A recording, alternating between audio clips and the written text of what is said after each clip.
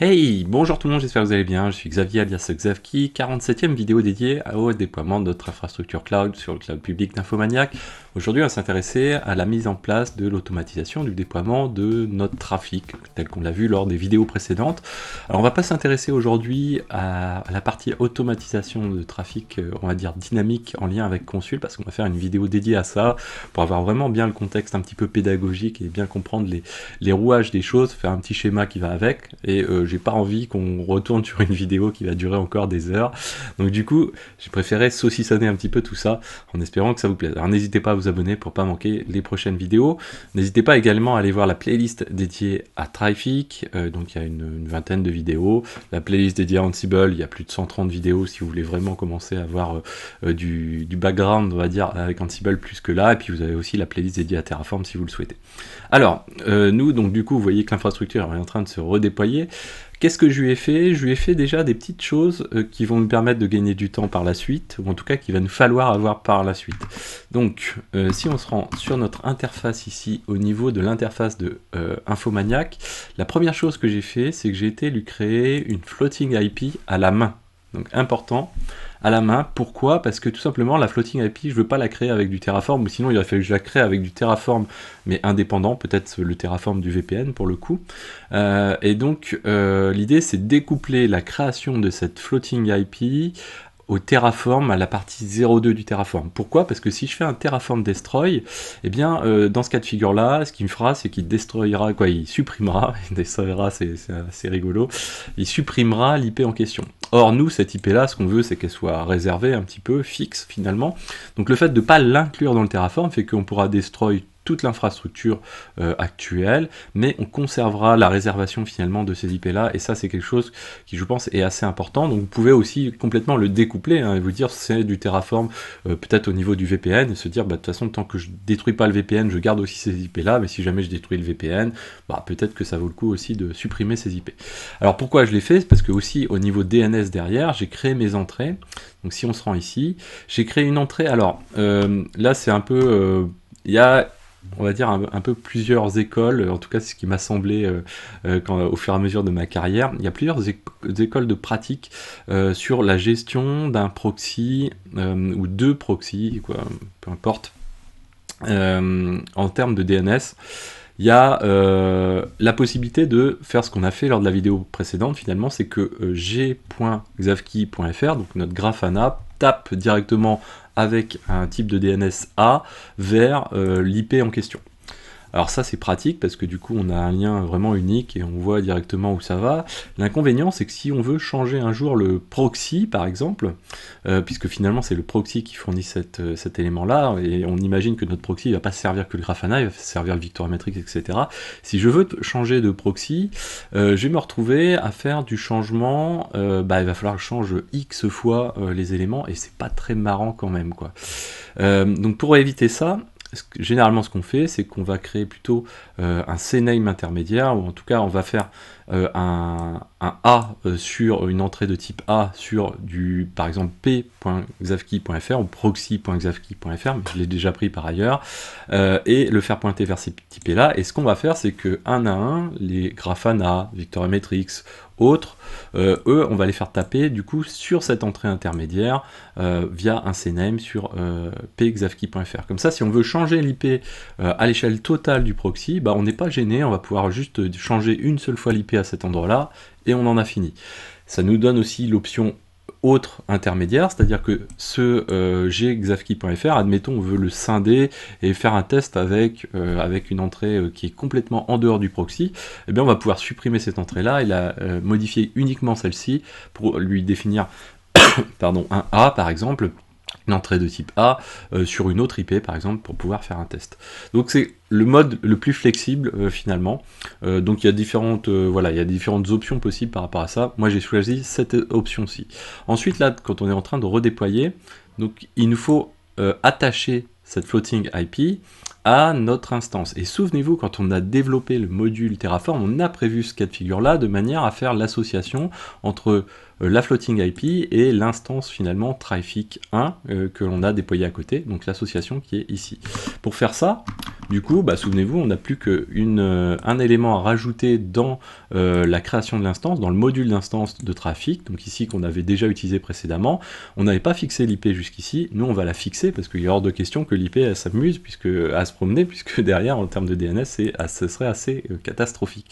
Donc du coup, on va lui fixer son IP, et donc, même si on destroy l'infrastructure, l'IP va rester valable, va rester réservé, et quand on va recréer l'instance, elle va venir se recoupler à cet élément-là. Attention derrière, hein, de ne pas faire au cours de la même journée création-destruction, création-destruction.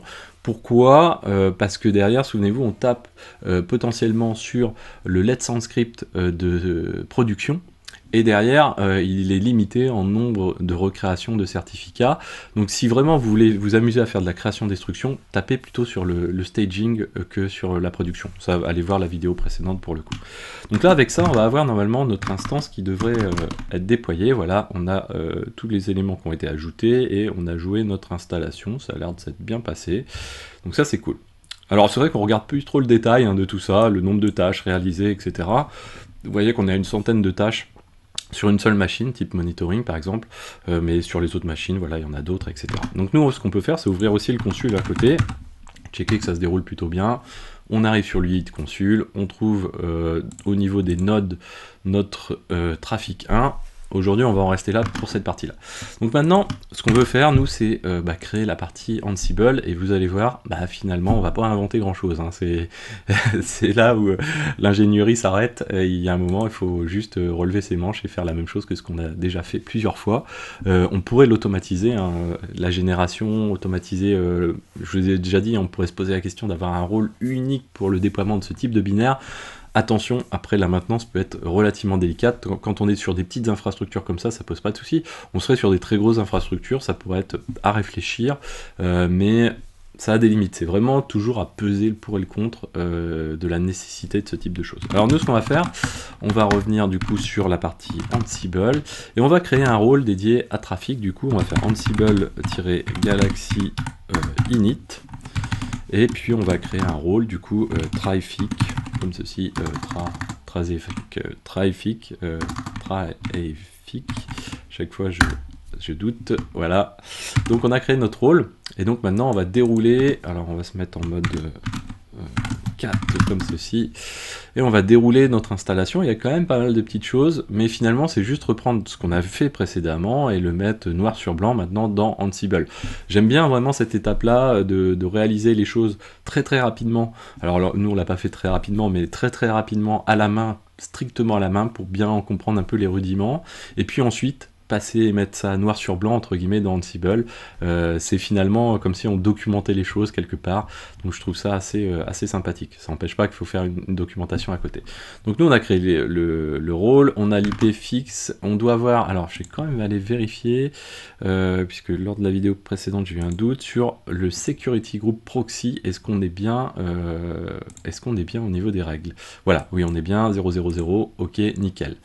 Donc maintenant, on va créer des variables pour ce rôle. Hop, donc le rôle traffic, donc on va s'intéresser qu'à lui, on va se mettre dans Ansible rôle traffic ici. Et derrière, donc du coup, on va aller supprimer la partie test, pas la peine d'en rajouter. Le readme, toujours à garder et à documenter. Nous, on le fait pas, mais c'est pas bien. Et méta, on s'en fiche un petit peu. Le reste doit être relativement utilisé. Peut-être le file, non, mais c'est pas grave. Donc là, on va coller différentes variables, toujours préfixées du nom du rôle en question, traffic user, donc voilà, traffic group. On pourrait faire une référence au user qui est juste au-dessus pour avoir une sorte de dépendance, on va dire, et éviter de ressaisir plusieurs fois, parce que ce sera toujours le cas comme ceci. Traffic version, on est en 2.11.0, important à avoir en tête. Le directory pour la conf, donc /etc traffic. Alors hop, log dir, on va le mettre comme ça, log, voilà, en termes de nomenclature ce sera mieux. Ensuite, le dir bin, on pourrait mettre dir bin même, voilà, comme ceci, parce qu'on fait référence à un directory. Donc on a le dir conf, le dir bin et le dir log, finalement. On verra pour bien remettre tout ça d'équerre au fur et à mesure. Le mail du TLS, là ce mail n'existe pas, mais je m'en fiche dans mon cas de figure. Attention, c'est important malgré tout pour Let's Script. Pourquoi? Parce que si vous voulez recevoir une notification vous indiquant que votre certificat arrive à expiration ou va être renouvelé, bah, c'est à cette adresse mail que ça va être reçu, donc c'est hyper important quand même de l'avoir quelque part. Ensuite, le nom du certificat Resolver, hein, souvenez-vous, dans la première page, quand on définit le nom du certificat, bah, nous on va l'appeler CertGen par exemple. Alors en termes de task, maintenant, hop, on va se remettre là. En termes de task, première task, bah, c'est pas nouveau, hein, c'est ce qu'on a fait quasiment à chaque fois, c'est on va checker si Traefik a été installé ou pas, et on va mettre, donc on va vérifier ça dans le Traefik dir bin, dir slash bin. Alors je vérifie parce que je pense qu'il y a un petit manquement, ouais, c'est ça. Donc Traefik dir bin, et là on va mettre le pass qui va être slash Traefik. C'était pas bon, tiens, ce que j'ai fait dans mes choses basiques. On met ça dans le register, du coup. Ensuite, si on déroule, on a toujours notre check ensuite de la version. Donc, moi, c'est une suggestion, c'est pas forcément la manière la plus académique. La manière la plus académique, ce serait de lancer un shell pour faire un dpkg-l et vérifier l'état installé II de Traefik et la version, récupérer la version à partir de là. On enregistre ça dans le register. On check, ça on le fait uniquement quand celui qui est au-dessus est à true, sinon on le fait pas, et on indique que ça n'est déjà il n'y a jamais de changement puisque c'est un shell, du coup on propose de considérer qu'il n'y a pas de changement. Alors ensuite, on va s'intéresser à ici la création de notre user Traefik. Donc là, rien de sensationnel. Le user, no login system. Donc du coup, avec pas de création de home, on n'en a pas besoin. Ensuite, on va créer les directories de conf et de log. Donc du coup, on est en dir conf et ici dir log, comme ceci. Et on le fait avec une loupe. Parce que voilà, on a vu que ça permet de faire une seule task, ce qui n'est pas plus mal finalement. Ensuite, on va créer un répertoire temporaire où on va mettre la version de Traefik, juste le temps de l'installation du binaire, du téléchargement du binaire. Donc on s'assure que le directory existe bien avec la version de Traefik en question. On va ensuite, donc on est dans /tmp, hein, on va pas le mettre ailleurs. Ensuite, ce qu'on fait, c'est qu'on va s'occuper de télécharger le binaire de Traefik. Alors, je fais une petite vérification. Non, c'est bon. Donc, on télécharge le binaire de Traefik avec sa version, ici. Et ensuite, on va le placer donc, dans ce fameux répertoire /tmp Traefik, du coup, à l'endroit où c'est situé. On fait tout ça sur Remote SRC. Souvenez-vous, Remote SRC, c'est pour dire que toutes les tâches, à la fois le téléchargement et le unzip, finalement, eh bien, se font sur la machine distante, parce que sinon on pourrait le télécharger de notre machine, si on mettait pas le remote SRC, ce serait télécharger de notre machine, envoyer sur la machine distante et seulement fait à ce niveau-là. Ensuite on va checker donc on a deux cas de figure pour télécharger et s'occuper du tarball, c'est soit dans le cas de figure où Traefik n'existe pas, soit où la version est différente entre la version de Traefik. De mémoire, je crois qu'on pourrait faire un note comme ceci. Voilà, on pourrait faire ceci, si je dis pas de bêtises, on peut le faire comme ça, c'est plus propre. Voilà. Ensuite, alors ça c'est des évolutions au fur et à mesure du temps. Ansible a eu pas mal de variations entre le note, pas le note, égal true, égal pas égal true. Il y a des petites variations et ouais, en fait, pourquoi je suis resté sur l'ancien, c'est que généralement l'ancien a beaucoup plus de chances de moins évoluer que le nouveau. C'est en tout cas mon sentiment. Bon, c'est pas la best practice qu'on va dire. Mais disons que j'ai tellement vu les petites variations de ce genre de choses que je me suis dit bon, pas de précipitation sur les modifications. En tout cas sur ma modification de ma manière de faire les choses. Là du coup on va le mettre dans tier bin, du coup, ici. Le user traffic, le groupe traffic en 0750, remote src également, et puis ici on peut lui passer aussi le note comme ceci. Je pense que ça doit marcher. Pareil sur les define, undefined, il y a eu pas mal, pour les gens qui ont suivi un peu l'historique de Ansible, il y a eu pas mal de petites... des fois ça a marché, des fois ils ont fait évoluer un peu les choses, quoi. Ensuite, on va nettoyer ce qu'on a mis dans /tmp. Donc, on supprime juste le répertoire. C'est pas plus compliqué que ça. On va ensuite s'occuper de générer d'utiliser le template traffic service.j2, donc pour Jinja, de manière à faire en sorte de créer le service systemd de trafic. On va s'en occuper juste après. On le place dans /etc systemd trafic et en 0750 au niveau des droits. Hop. Suivant. On va ensuite ici mettre notre d'ailleurs si ça évolue, on va faire un notify ici de restart traffic. On va ensuite ajouter une configuration. Cette configuration, d'ailleurs, voilà, il fait bien de me le dire, toc, toc, ici, comme ceci. Donc là, ce qu'on va faire, c'est qu'on va dire, on a deux fichiers de configuration, on a le fameux traffic.toml et on a le dynamic.toml. On pourrait l'appeler comme on veut, il n'y a pas de souci. Nous, qu'est-ce qui se passe? Ces deux fichiers, on va avoir le Jinja de chacun des fichiers. Donc ça va nous donner ceci, hein, new file ici, .j2 surtout. Hein. Hop, on va avoir aussi le second qui va être dynamic.toml, ici new file.j2 également. Et donc du coup on va faire une loop dessus, donc on va faire une boucle où on va utiliser juste le nom du fichier et on va passer .j2 sur la source, donc du coup ça va nous permettre de switcher entre celui-ci et celui-ci. Et puis la destination, du coup on va lui dire, bah écoute, tu nous crées ce fichier là, sans le .j2, dans le traffic dirconf, directement, avec le user traffic et le mode qui va bien, et le groupe et le mode qui vont bien. Comme ça on a une tâche relativement efficace. Et bien sûr, on a le Notify Restart qui lui fonctionne dans les deux cas de figure si nécessaire. Ensuite, tiens, j'ai laissé les titres Create Some Variables, c'est original, mais c'est pas les variables qu'on fait.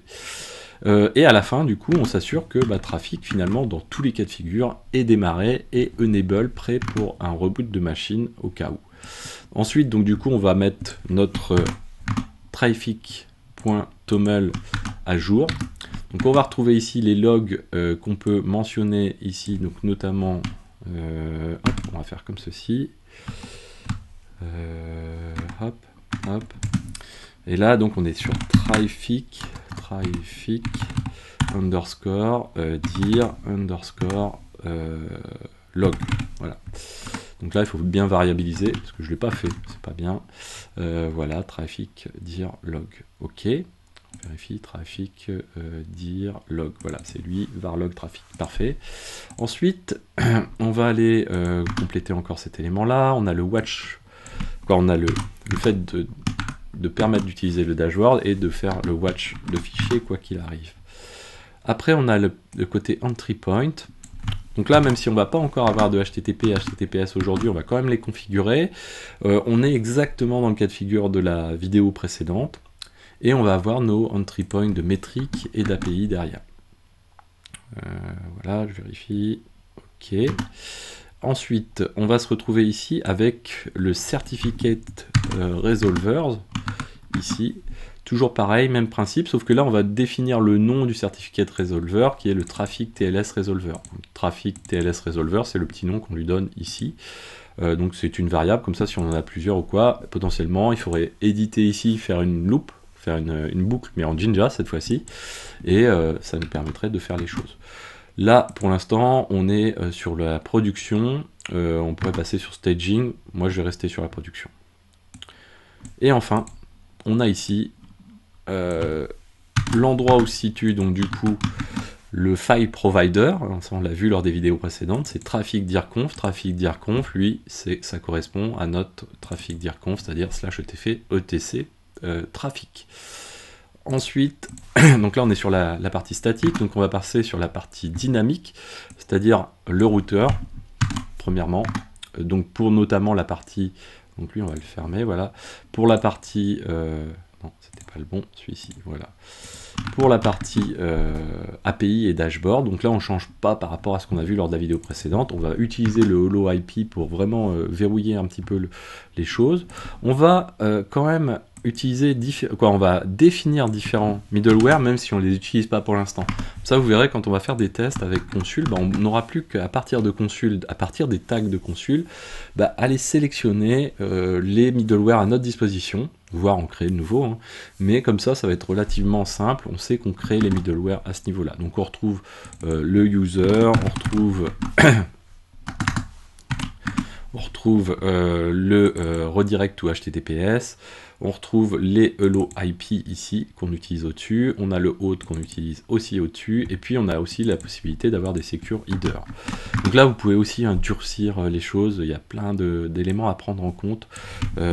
Si vous voulez avoir, donc là on a la conf de TLS, un petit peu spécifique, pour essayer de placer le niveau un peu plus haut au niveau du TLS, dire qu'on est sur de la 1.3, et les différents ciphers et curves à utiliser, donc c'est des renforcements de sécurité. Si vous voulez avoir plus d'éléments, vous pouvez faire traffic Mozilla, je pense qu'on va le trouver directement. Lui, on s'en fiche.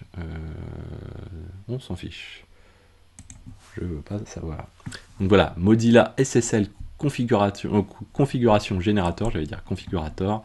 Et là, derrière, vous pouvez choisir le serveur web que vous souhaitez configurer. Nous, dans notre cas de figure, on va dire trafic, par exemple. Et vous pouvez choisir le niveau de configuration derrière que vous souhaitez appliquer. Et là, vous allez avoir un modèle de configuration, les ciphers à prendre en compte qui vont avec. Donc ça, c'est assez cool. Vous avez aussi un très bon article de blog post de Teddy Ferdinand. Vous cherchez sur T Ferdinand, Traffic, vous allez voir, il a fait un super blog post. Il y a aussi plein d'autres personnes qui ont fait des super blog posts sur ces aspects-là. Vous avez sur Traffic Nicolas Béjean également qui a fait des super blog posts sur l'utilisation de Traffic. Alors ensuite, donc du coup là on ferme la partie dynamique, on a maintenant la partie systemd à configurer du coup. Là ici, petit manquement, on va repasser sur une variable qui va être traffic dir /conf, voilà, pas slash underscore conf, voilà. Et avec ça on est pas mal, donc le user, le groupe, restart on failure, et là je pense qu'on est pas mal. Est-ce qu'il nous reste encore des choses à faire? Le handler, on n'oublie pas le handler bien sûr. Donc sur trafic, donc du coup on va se positionner dans ici. Alors si vous voulez vous faire un bon exercice, vous prenez tous les rôles qu'on a fait qui se ressemblent un peu là en Go, ou en tout cas où on déploie un binaire en Go, et essayez de les rendre ultra génériques et de ne faire plus qu'un seul rôle. Et là, c'est le petit défi si vous voulez avoir un niveau de conception un peu élevé. Amusez-vous à faire ça. C'est un exercice. Ça ne veut pas dire qu'il faut le faire. C'est pas parce qu'on sait le faire qu'il faut le faire. Parce que derrière, en termes de maintenance et tout, c'est pas forcément génial. Mais c'est un truc un peu magique du coup qui pourrait être sympa à faire. Je pense que c'est assez facile à faire quand même. Derrière service, restart. Donc là, c'est notre fameux Notify, Restart Traffic, donc on le retrouve avec aussi en plus ici le daemon reload, comme ça si jamais on change le service systemd, on a bien pris en compte, voilà, si on change le service systemd, il passe aussi à la moulinette ici. Avec ça on a fait le taf. Par contre ce qu'il nous faut c'est un playbook pour lancer tout ça. C'est vrai que je l'ai pas prévu là, mais c'est pas grave. On va se rendre dans Ansible. On va prendre un playbook simple. Est-ce qu'on a le plus simple? C'est vrai qu'à chaque fois maintenant on a fait des trucs. Admettons celui-ci. Tac, allez. Rename. Et là on va l'appeler infrastructure traffic. Toc, infrastructure traffic. Alors lui, tout ça, il s'en fiche. Ici le rôle c'est traffic. Le host ce sera proxy, donc on va se baser sur les méta donc de notre machine que l'on a passé à l'instance. Donc du coup c'est ce qui correspond dans notre module, hein, ce qu'on avait vu, donc app proxy ici. Alors c'est pas pardon, c'est méta. Alors du coup j'en oublie le terme exact. Fermons ça. Meta App Proxy, à chaque fois je me trompe, donc c'est pour ça que je vais aller chercher, je me trompe dans l'ordre, voilà, le tiret du 6 et ensuite le underscore. Je voulais pas faire de bêtises, voilà, Proxy, là on n'a pas besoin de fork, de paralléliser le truc. Gatherfact, on n'a pas masse besoin, je crois qu'il y a le mode de Smart, si je dis pas de bêtises, c'est un peu moins de Gatherfact. Ça permet de collecter moins d'éléments, mais de faire le taf quand même. Et là, on va dire install our proxy. Voilà. Avec ça, on est pas mal, sauf que il faut aller le rajouter maintenant dans nos Ansible, notre fameuse liste de Ansible ici. On va venir rajouter un élément qui est voilà, le proxy ici. Donc ça c'est bon, ça c'est bon, ça c'est bon, ok, et ici on va dire voilà, infrastructure, alors je l'ai appelé comment, infrastructure, on va l'appeler proxy, parce qu'il faut être cohérent avec tout ce qu'on met partout. Voilà, donc le rôle lui il est générique, ça veut dire que si on veut avoir d'autres proxys, on pourra jouer d'autres proxys, là on se réfère spécifiquement à la machine trafic, donc ça peut prendre le nom de trafic, mais ici ça va être proxy du coup, proxy, voilà. Donc il faut bien que la machine soit créée avant, donc là on a bien cette dépendance qui existe, et là je pense qu'on est pas mal. Ce qu'on peut faire c'est, donc on a déjà la machine qui est installée comme il faut, donc on va commenter tout ce qui est au dessus, et on va lancer l'install de notre proxy du coup à partir de ces éléments là. Je pense que j'ai rien oublié, yes, tac tac tac, ok. Donc pour lancer la bête, on va se remettre donc dans le Terraform 02. J'ai déjà sourcé l'OpenRC. Terraform Apply, plan, mais le plan ne va pas nous en dire beaucoup plus, si ce n'est vérifier quand même qu'on ne casse pas d'autres choses quand même. Il nous apporte les choses essentielles. C'est pas bon de dire il va pas nous apporter plus, parce que finalement on ne sait pas ce qu'il va nous apporter. Donc TF Apply, donc c'est bon, hein, il ne fait que le Ansible, tout va bien. Parce que c'est faux, là, ce que je vous ai dit, c'est pas la bonne réaction à avoir de se dire il va pas nous apporter beaucoup plus. On ne sait pas, peut-être qu'il apporte un truc à supprimer pour X ou Y raison et ce serait pas bon. Donc là on va lancer, on va voir si le Ansible se lance pour l'installation de Trafic. Donc Gathering Fact, Waiting Compute, ok, tac tac.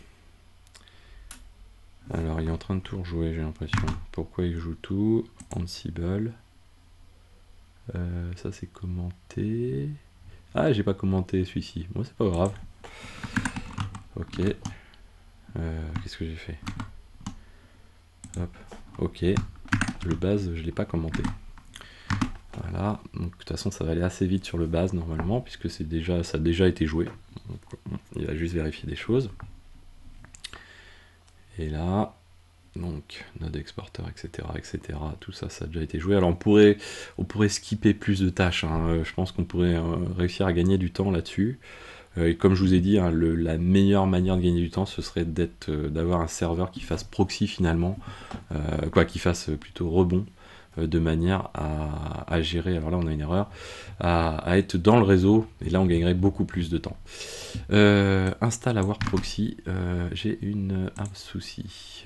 Name, install our proxy, tac tac tac, Gatherfact, alors environ Gatherfact, parce qu'il me semble que c'est ça pourtant, become yes, host, meta app proxy, ça semble bon, trafic le rôle, install our proxy.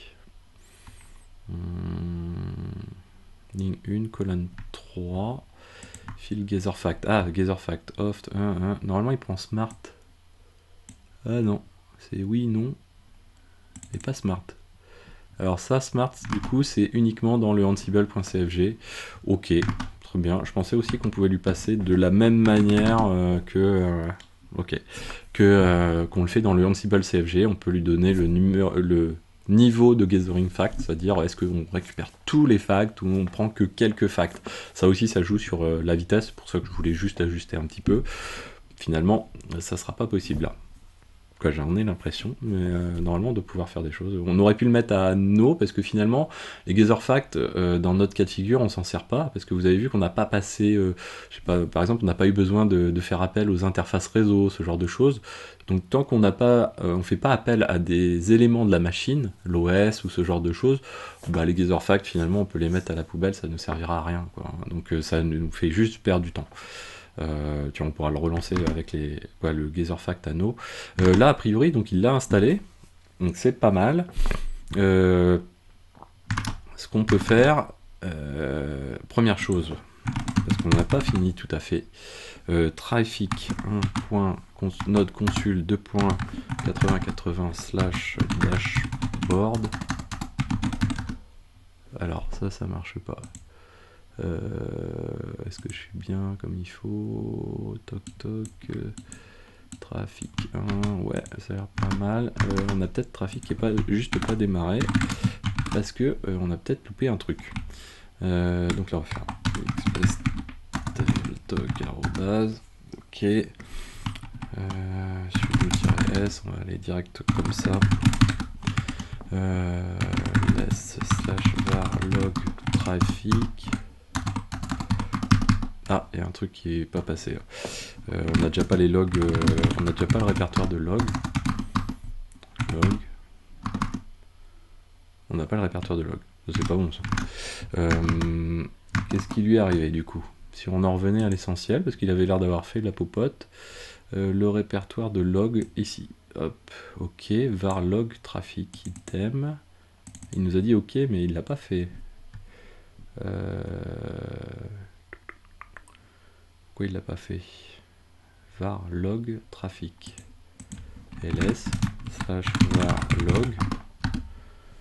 C'est moi ou c'est mes yeux, comme diraient les bronzés. A priori, c'est pas bon quand même. On va revenir sur la tâche. La tâche, c'est ici rôle, trafic, task, main. La création, voilà, c'est ici. Log, trafic dir log ici, ok, directory. Ça c'est pas bon, directories, voilà.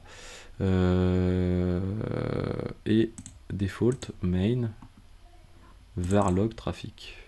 Bah il aurait dû le faire. Qu'est-ce qui lui plaît pas? On recommence.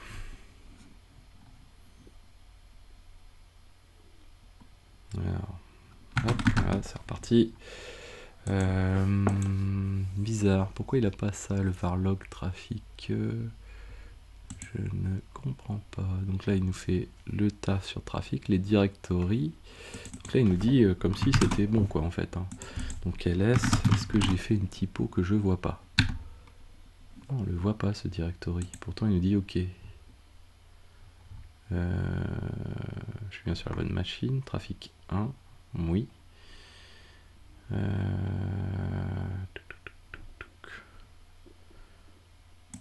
Alors vérifions, ls/etc etc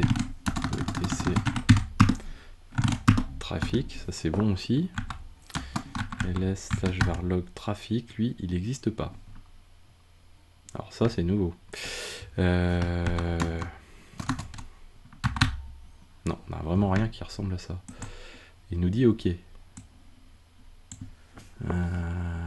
Varlog trafic, ça devrait passer ça quand même.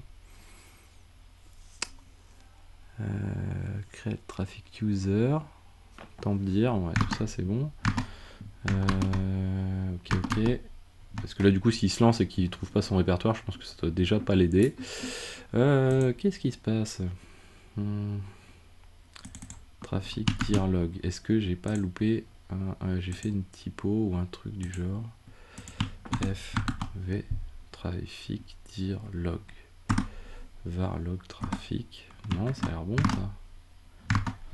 Pourquoi il le crée pas là? Ça me plaît pas ça.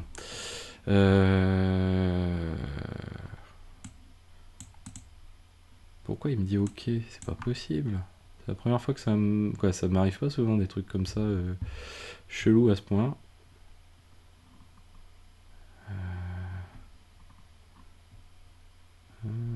que j'ai pas loupé la loupe ou un truc du genre? Oui. Et ouais, ça peut pas marcher, je suis stupide. Item, et bien sûr. Oui, parce que si je fais une boucle sur le répertoire de conf, effectivement, le répertoire de conf va être créé 2 fois, puisque j'ai 2 boucles, mais derrière, il va jamais créer le répertoire de log, quoi. Donc ok, c'est reparti. Il va nous faire ça, gentiment. Ok. Alors on va peut-être le redémarrer à la main, parce que du coup, il a aucun trigger qui doit le forcer, je pense, à... quoique... Ah, il est en train de télécharger, change... Ah, très bien. Ah, mais il avait peut-être... ça lui avait peut-être empêché de bien fonctionner. Ok, ok, hop, voilà. Donc, systemctl status traffic. Lui, il ne fonctionne pas. Ok, pourquoi? Laisse slash var log traffic, du coup, traffic.log, très bien. On se rend à la fin. Permission deny pour créer... ah ouais, c'est le user traffic qui n'a pas les droits pour créer le acme.json. Je pense un truc du genre. Ah, il n'a pas les droits. Ok, il faut plus de droits, lui, sur ce répertoire-là. Unable to get acme account opener. Ouais, c'est ça, il bute sur un permission deny pour la création du acme.json. Alors, assez étonnant. Du coup, pourtant, il est lancé avec trafic. Les droits, c'est trafic. Les droits du répertoire, du coup, ce qu'on peut regarder, hop, ls-la/etc trafic. Ouais, c'est bien trafic qu'on est propriétaire. Étonnant. Alors on peut le lancer en route. Ça ne satisfait pas vraiment. Pourquoi trafic lui-même ne pourrait pas avoir les droits de le faire? Alors ce qu'on va faire, c'est qu'on va mettre un petit poil plus large les droits et on va voir ce qui s'y passe. Du coup, on est sur la création des directories. Ici, c'est vrai que j'ai pas de mode. Mode 0,755, on va le mettre lui. Voilà, on va être un peu large. Hop, on va relancer. Et on va voir ce qui s'y passe. Toc. C'est parti. Donc, je pense que c'est ça, c'est qu'une histoire de droit. On va voir. Et on va relancer et on va voir ce qui s'y passe. C'est vrai que nous, lors de la vidéo précédente, le route, on était en route, je pense, quand on a lancé trafic, on n'est pas tout à fait dans le même cas de figure. Donc là, il fait le travail, toc toc, ok.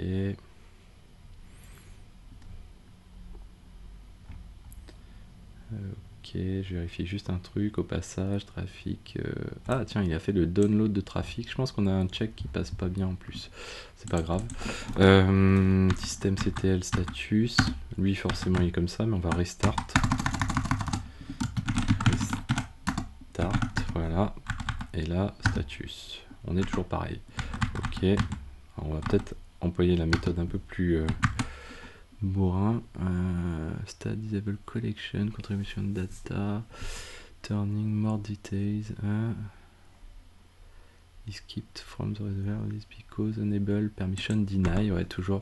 Ce qu'on va faire, on va le passer en tant que route. Alors on va faire un petit test pour débugger. /etc systemd system /traffic. Du coup, et là on va passer ici en tant que route. On va voir. Route. Et là on va faire un systemctl daemon-reload pour prendre en compte la nouvelle conf et on va restart trafic. Restart trafic, status. Donc là ça a l'air de mieux se passer, effectivement. Et là si on regarde les logs de trafic, du coup, est-ce que c'est bon? Donc là effectivement ça a l'air d'être bon. Ok, étonnant parce que trafic a tous les droits sur le répertoire. Bizarre. Ok, j'aime pas trop ces trucs là qui semblent pas tout à fait cohérents. Bon, ok, route, mettons. Je vais pas fan de ça, mais voilà.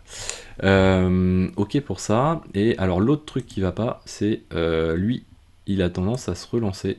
Du coup le note ici, je sais pas si c'est lui qui fout la zizanie et qui marche pas. Note existe, donc on va dire égal false. Je pense qu'il y a un truc que j'ai peut-être mal fait. Égal false, et là on va faire pareil sur celui qui est juste en dessous, du coup hop, égal false, comme ça, voilà. Et on va le relancer, voir est-ce qu'on a toujours le change qui passe dessus. Pendant ce temps là on peut aller regarder le dashboard, est-ce qu'on l'a bien, est-ce qu'il est bien revenu, voilà. Ah bah ça a l'air de marcher déjà parce qu'on se tape le pass WD. Voilà, donc le dashboard on l'a, parfait.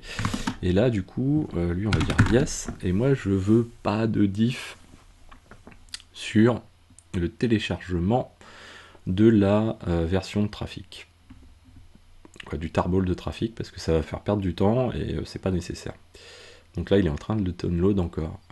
Donc là ça n'a pas marché. J'ai changé le truc tout à l'heure qui était le check ici, traffic dirbin. Donc dirbin, si on prend les defaults, dirbin il est là. Donc là moi j'ai un truc qui doit s'appeler trafic quand même. Donc si on fait un ls de ça, slash traffic, je l'ai bien. Donc ok, moi c'est ça que je veux checker en fait. Ah, j'ai peut-être un slash qui traîne ou un truc qui n'est pas mis. Si, le slash il est là, mais j'ai peut-être deux fois le slash dans l'autre. Bin, non, il n'a pas de slash. Traffic, check present.